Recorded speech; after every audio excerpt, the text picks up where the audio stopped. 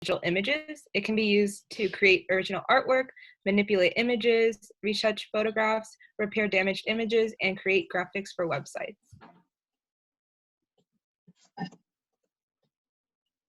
So one of the first things you'll see in Photoshop is your toolbar. And here's a quick overview of the toolbar, like all the tools names, and we'll be highlighting some of the tools later in the later slides. And here are just some file formats that are popular to save your files as. PSD stands for Photoshop Data File, which is a layered image file. This is the default for when you do save your Photoshop files. When you do save it in this format, you can basically go back to Photoshop and still edit all of your layers, which we can get into later. But basically, your layers are versions of your image or things that are stored on top of your image file that you can edit, delete, change the opacity. For JPEG, it stands for Joint Photograph Experts Group, and basically this is your compressed image. So when you save it as this, you can't go back to Photoshop and edit it as multiple layers, but instead it will only be one layer since all of your layers are already compressed into one. And in JPEG form, you can post it to LinkedIn, all of your social medias, in comparison to PSD, where PSD can only be used on Photoshop. And as for GIF, or GIF, it stands for Graphic Interchange Format, which is an animated static image file, which is a combined form of multiple images into one file that changes over time. And then you have PNG, which is a portable network graphics. It's a lossless image compression file, and basically just another form of JPEG and GIF or GIF. And next you have TIFF, TIF, tagged image format file. It's a higher quality version of a graphic image file. It can be used in the place of PNG, JPEG, or GIF as well. And PDF, I'm sure you guys are all familiar with that. It's a portable document format. It's basically an electric image of text or graphic in a file format.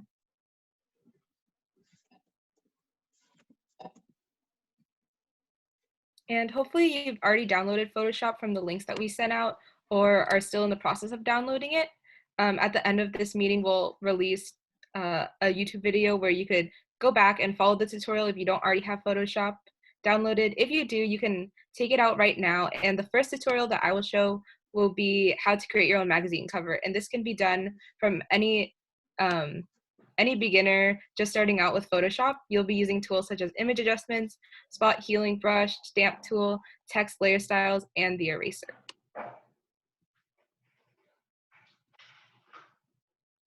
So for the second tutorial, I'll be demonstrating how to create the double exposure effect.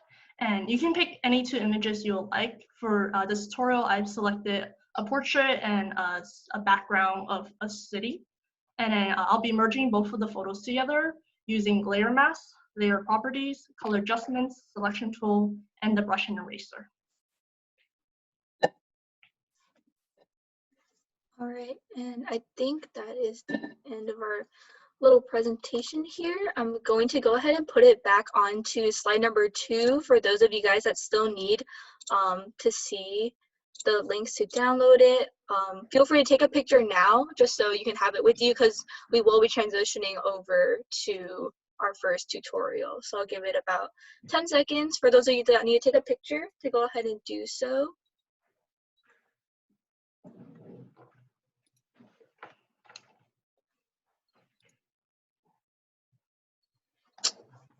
All right, that should be good. And now we'll go ahead and get started with our first tutorial. So Catherine, go ahead and just take it away. Okay, so I'm just sharing my full screen, and here I already have Photoshop open, so if you can go ahead and open Photoshop if you haven't already. I'll wait a couple of seconds.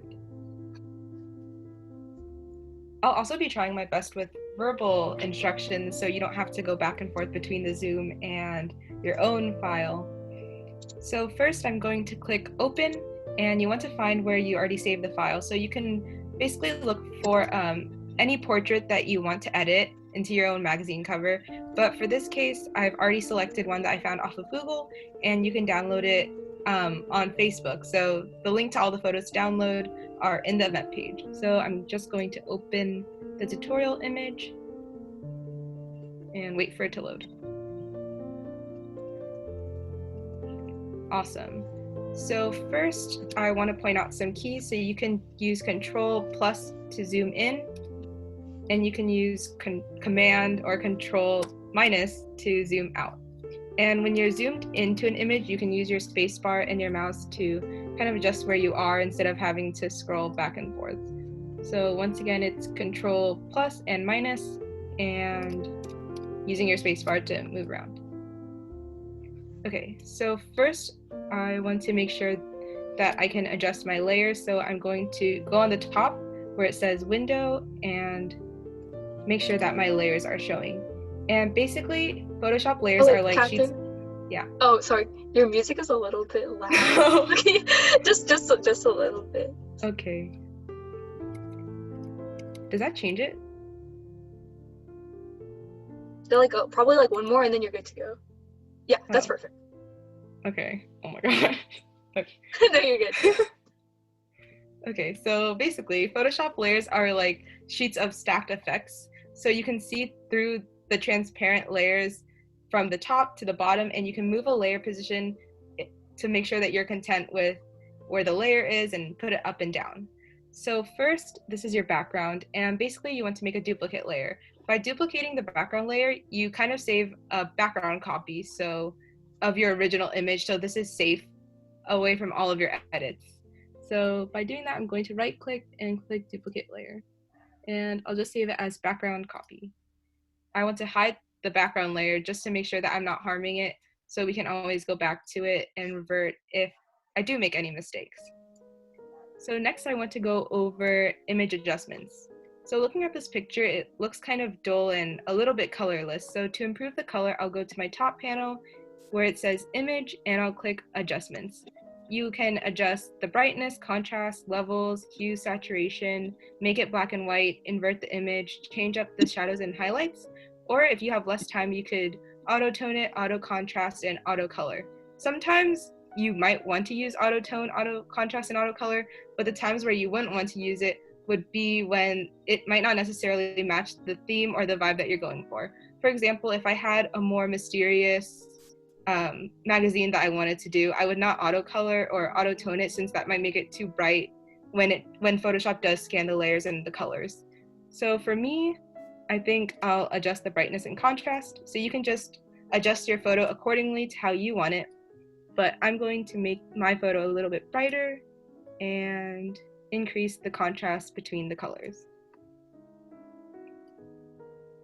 I can also go back to image adjustments, and change the hue and saturation.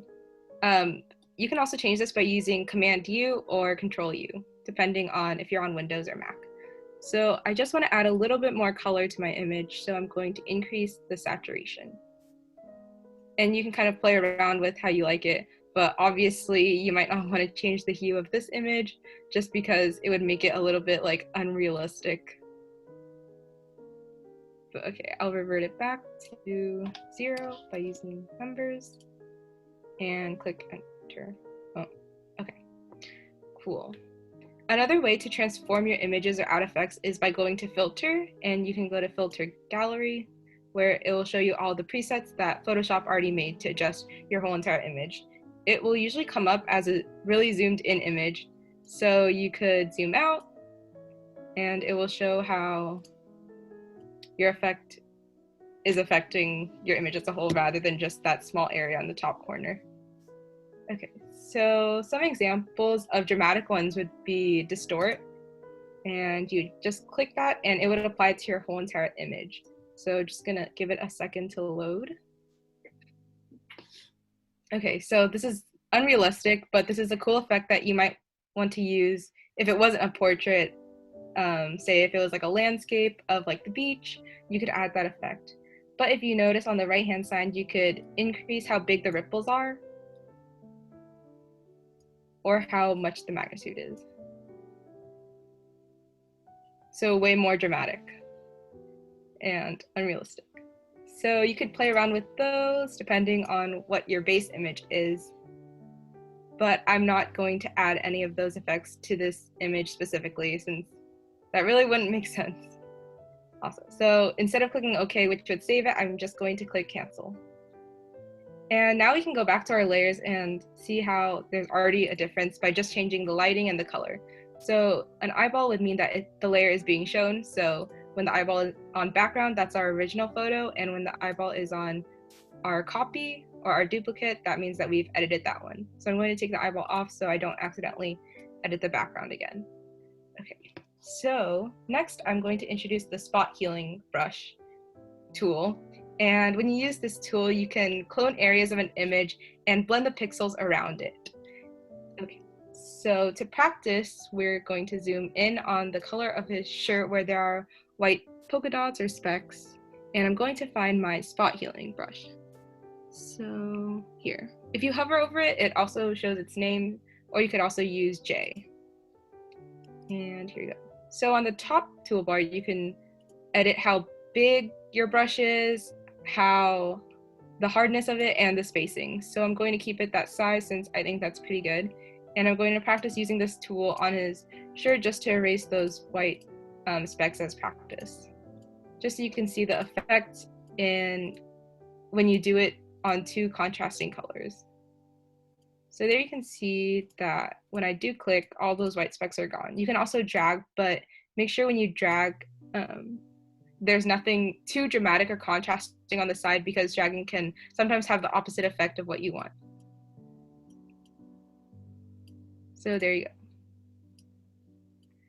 Now that I've done it on his shirt, you can also do it to remove imperfections of your face or just faces or just spots on your face that you want to blend. So I can zoom into his face and start to click on those imperfections that you might not want on a magazine cover. And once you continue doing that, you could do it however natural you want it or however smooth you want his face to be, but that's up to you and your personal preference. So moving on to the next brush that you would use, I'm going to use the stamp tool. And basically this is cloning one area of your image to another area of your image. Whereas the spot healing brush kind of blended it, this one is just stamping it.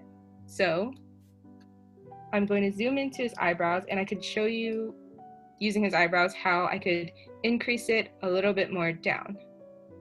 So on my Mac, I would click Alt, Option, but on your Windows, you can use Alt click. So click on the area you want to base it off of, and once you take your clicker off, it will basically be cloning it. So I'm just dragging it in small steps.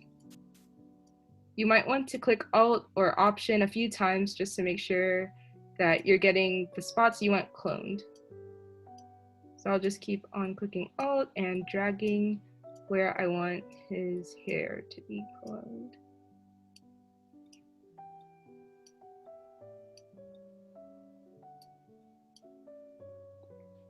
Okay, and that might be a little sharp, but since this is a tutorial, you can't make it perfect. And so you can already see dramatically how different both sides are by just cloning his eyebrow. So I'll do it quickly to the other side of his face by clicking Alt or Option, click, and then dragging it down.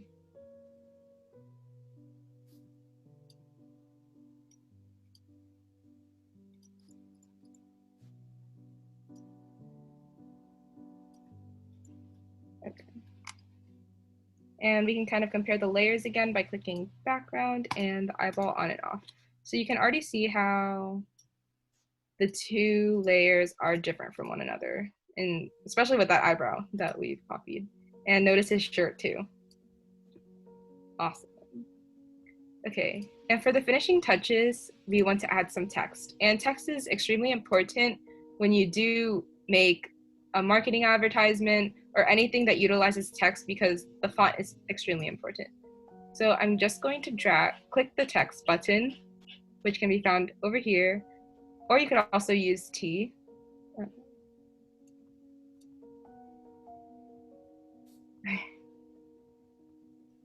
And on the top, you can edit the text to how you want it. So you can change the font, how the font is edited. This one only has the setting of regular, but some fonts allow you to italicize, bold, and here you can drag the font to make it bigger. And here's making some adjustments, such as none, sharp, crisp, strong, smooth. Here's the alignment, and here's the color. So I think that I will name my magazine Power, since he's a guy. And Power sounds like a pretty masculine title for a magazine that I would target for young teenage boys to buy. So I'll move it by using this move tool, and you can also select it using V. And I think I'll move it on top of his head. So to add, it looks a little, or I guess it could be a little hard to read. So to make it easier to read, I'm going to highlight it and then add some style to it. So to do this, I'm going to click Layer, scroll down to Layer Style, and then add maybe a drop shadow. So here are all of the settings that you could use to edit your drop shadow. So the blend mode, the opacity of it, the angle in which you want it, and right here there's also a preview of it, and how far away you want it from the letter that you're adding the shadow to, the spread, the size. To add some contrast, I'm going to make my drop shadow white and maybe a little bit away from the letters, just to really show that contrast. Okay.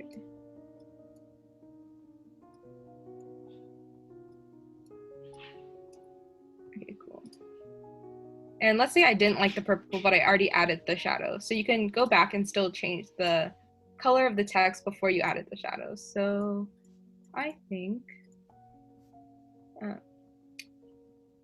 you could also use your tools to select a color from the image that already exists and add it. So I think I'll go for the yellow that's on his flannel, but maybe a little brighter. So I can just adjust it by moving my color, my mouse. So there you go. Now that I've chosen that color, I want it behind his head. So an easy way to do this is just to erase it from the selection. Using more complex steps, you can select his head, delete it, but I'm just going to pick my eraser tool, which is on the side. So you could use E, and we'll go back to clicking on the text. And when you rasterize it, it basically means that you cannot edit the text any longer. So you want to make sure that the shadows are correct, the size of your text is correct, and the font of your text is correct before you do rasterize it, because there's no going back to edit your text after this. So I'm going to hit OK since I'm okay with everything. And I'm going to change the size of my eraser just a little bit so it can be somewhat the size of his head. And the hardness will basically show how sharp that eraser is. So I'll do it at 100% just to show you the difference between a higher hardness and a lower hardness. So here you go. So the lines of the eraser are very sharp, as you can see, and that's not the look that I want to go for. So I'm just going to Command or Control Z to undo my step and change the hardness to something lower, maybe 25 or 26. And I'll just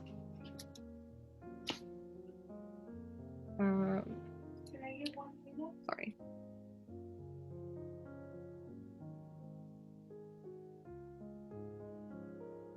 Sorry. Okay, going back. I'll increase the hardness and go back to tapping where I want to erase. So, oh, is it not erasing? Okay.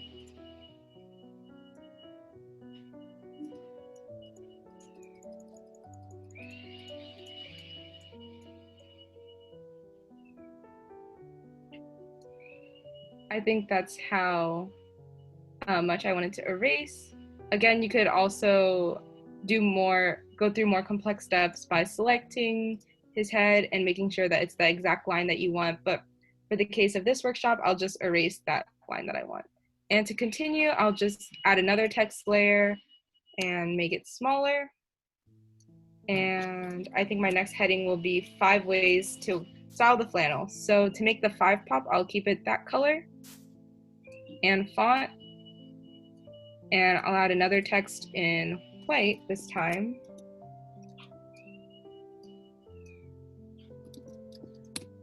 And I'll change the font to something different. So just this. Okay. And make it smaller. And move it down. A little bit smaller, just to fit in there.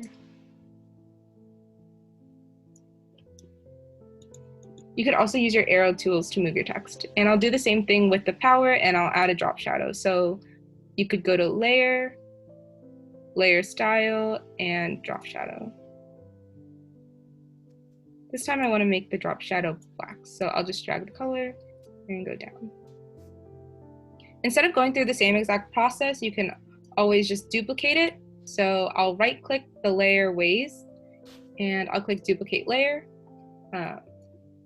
This text will say to wear your flannel. So I'll click OK and it'll duplicate it. I'll just have to drag it and change the text myself. To style your flannel.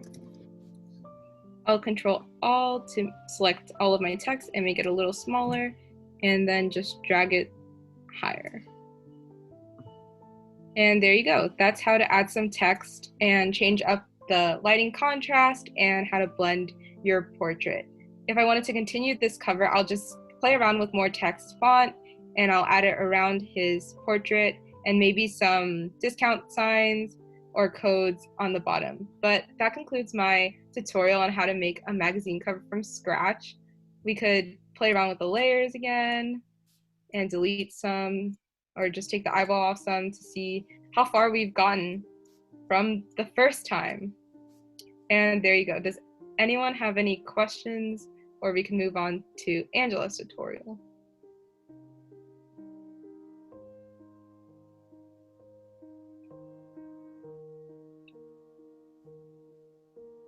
I have a question. If we have time in the end, do you mind showing us like how to do it around his head too? Like around his hair specifically? Yeah. Thank you. If time permits, we can definitely get around to doing that.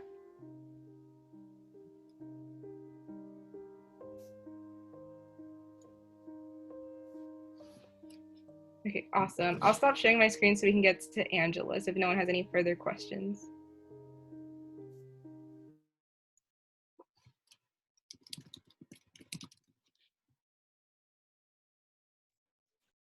Just a I'll be reminder. going Oh, over. sorry. Oh, sorry. Just a reminder, like if you have any questions, like while they're going through the workshop, you can easily just unmute yourself during then too, or you can always send it in the chat as well. Just make sure that, just want to make sure that you guys like aren't lost in the process or anything. So yeah. Hello, I'll be going over a double exposure effect on Photoshop. So first thing I have open is my file, and it's the portrait of the lady. So I'll be duplicating the layer by dragging my layer onto the box with the plus sign, and that creates a new layer.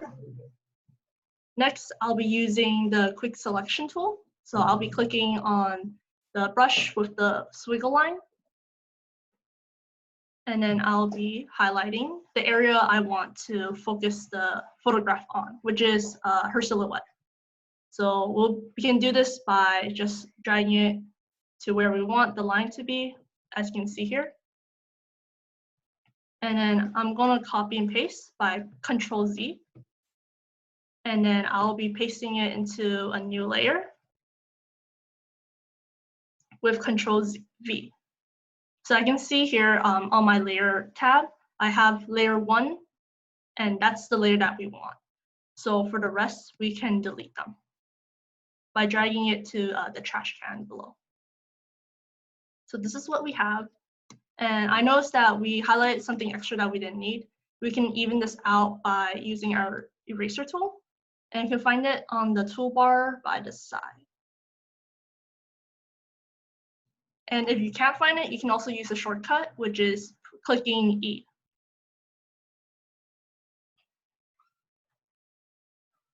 So I'm just gonna try my best to erase the area I don't want.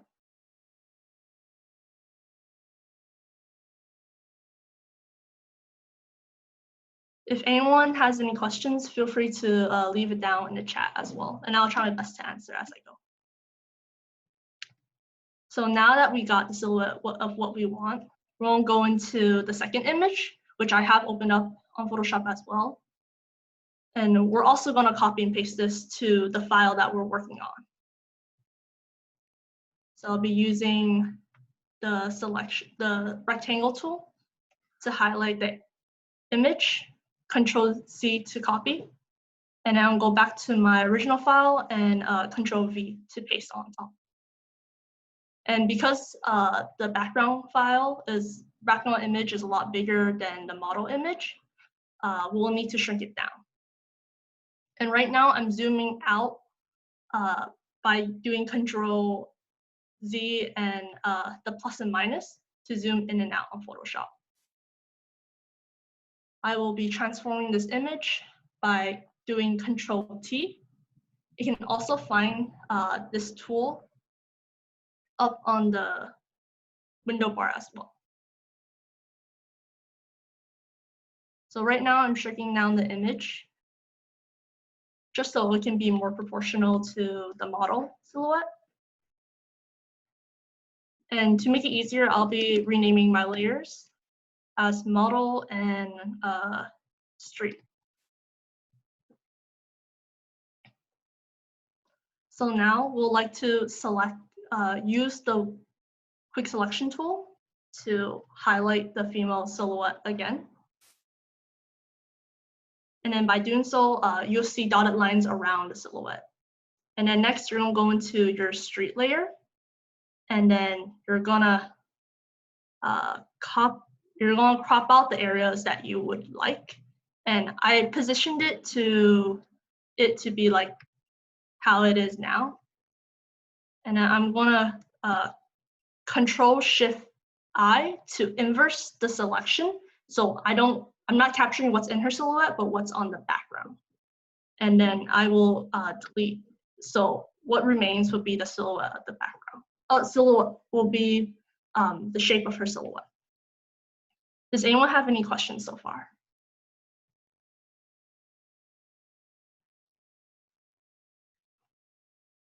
Okay, so I'll be moving on. And right now I'll be I want to drag my model layer down to the new layer button, which is again the rectangle with the plus sign, just to create another layer so we can put on top of the background of the street silhouette we have going on right now. And then we go back to the street silhouette, and we're gonna change it to, actually no, let's make the model copy layer. We want to change it to lighting. And right now you kind of see the see-through effects between the two photos, and that's what we're trying to look for right now. And if you guys are using any other photos, this is also something you guys would see in like the darker and the lighter areas. And then next, I'm going to do a layer mask. So I'll be highlighting the model's silhouette again as well by using the quick selection tool.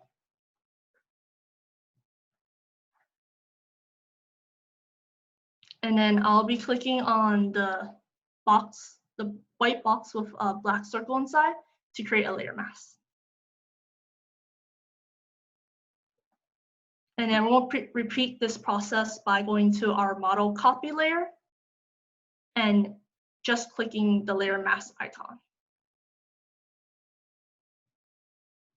And then now we'll be using our eraser and brush tool to just even out the areas you want to see and areas where we don't want to see. And by doing so, we make sure that we're on our brush icon, which is the one with the paint tool. And then we'll have the color black on. And as you can see here, I'm on the model copy layer. You can see how with the brush tool, I'm able to erase her face away. And for this particular photo, I want to really capture the street area within her shirt. So I'm just gonna lower my opacity by dragging my mouse across the opacity just to lower it a bit. And then the brush tool I'm using is the soft round, if anyone wants to use the same brush, just to give it a bit of a softer edge instead of like anything super harsh. And then as you can see here, I'm able to erase some of her shirt and give more of the, and have the background show a bit more.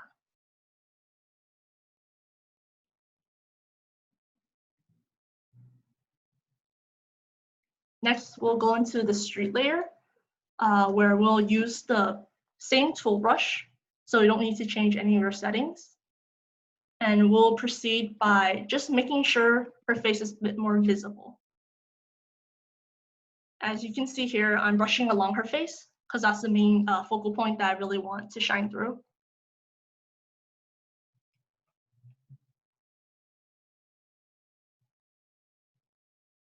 And then now you can start slowly see how the hair strands are coming out, and she's just more visible in general. Feel free to play around to whatever opacity you'll like the image to be. For me, I just really want her face to be a bit more visible, but the rest of it is fine with me.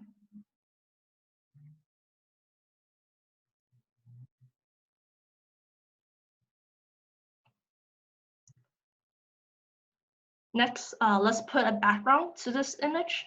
So I'm gonna click on New Layers. And then I'm gonna get the bucket tool, which is over here. And I'll pick something simple like white. So this is what we have. And then next, I'll be merging everything down. So I'll be taking the model copy, street, and model layers. And then I'm going to do Control E. And it's able to merge all the files down into one layer. And by doing so, I'm going to copy this layer again into a new layer with the plus sign. And then I'm going to change the layer property from normal to multiply. Because for me, I really like darker contrast, and changing the layer property to multiply gives us that effect that we're looking for. And then if you don't want it to be the start, you can also lower the opacity on the sidebar as well. And then from here, you can even see the difference as you click view and don't view between the two.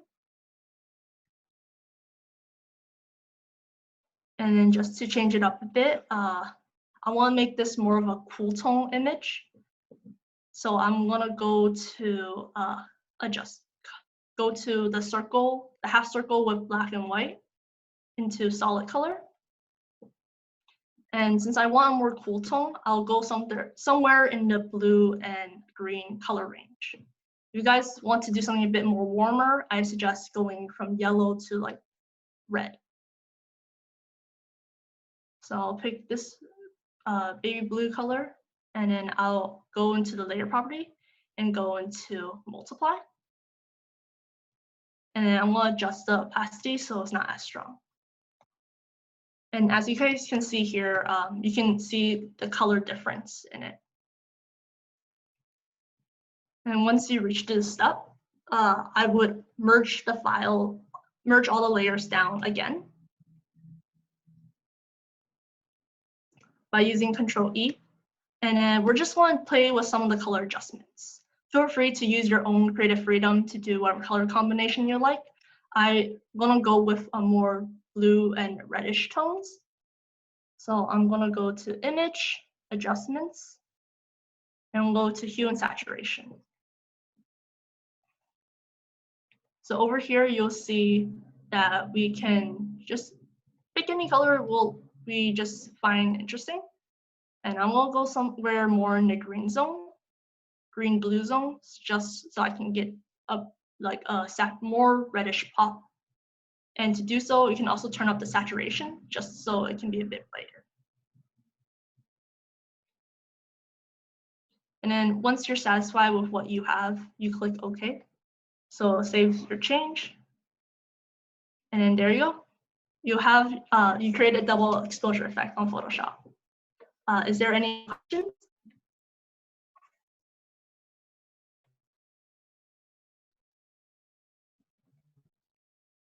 If not, I'll pass it on to Tyler. Did anyone have any questions from like Catherine's or Angela's presentations? I think I could answer what Sharon asked if she's still here. I think she's still here, but she's just muted. Oh, okay. You want to address it regardless. It'll be on the Yeah, I recording, could address it by just sharing my screen again. Okay, so continue. So Sharon, I think you asked, how could we like mask and select his head rather than just erasing from the text and having to rasterize it? So I undid that eraser already. So the answer to this would be by masking. And to do this, you would just make a duplicate of your background copy. So just the edited version of this. So I'll go ahead and make a duplicate layer and call it the masking layer. I'll move it to the top of everything so it covers all of the text, because we're going to end up erasing this part from this mask to show the text. So on the left side with all of your tools, I'll click my quick selection tool, and the plus sign means I'm selecting, and the minus means I'm trying to take away from the selection. But since I don't have a selection, I'll just go ahead and use the plus. I'll increase the size a little bit, and I'll go ahead and select his head area, and body.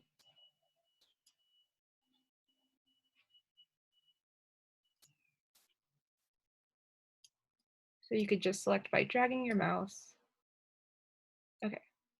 Now I want to go on the top and click inverse so that everything but his face and his body is going to stay. Yeah, so since I want his face and his body to stay, I'll be erasing everything except that. So I'll be erasing the background. So I'll go ahead to my eraser tool, and it's like magic. The text is coming back and it's still behind him. If I had some text over here, I'd also erase. So I'll just go ahead and do that. And then Control or Command D to deselect, and there you go. I think when you do it this way, it makes it a lot easier, a lot less harsh on the W, because beforehand there was still like that shadow right there, but now it's just his head that's masking it. So basically, in other words, a mask is like just another layer on top with what you want covering that. So you can just uncheck and check. But yeah, I hope that answers your question, Sharon. Does anyone else have any more questions for Catherine or Angela?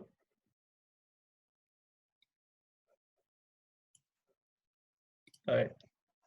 Thank you all for coming. We'll be sending out key takeaways from this event as well as the final products. And then if you haven't already, please be sure to fill out the poll in the beginning of the Zoom, just so we get a sense of like who came and like, you know, if you're interested in our newsletters. And yeah, thanks for coming. Yay, thank you for coming, everyone.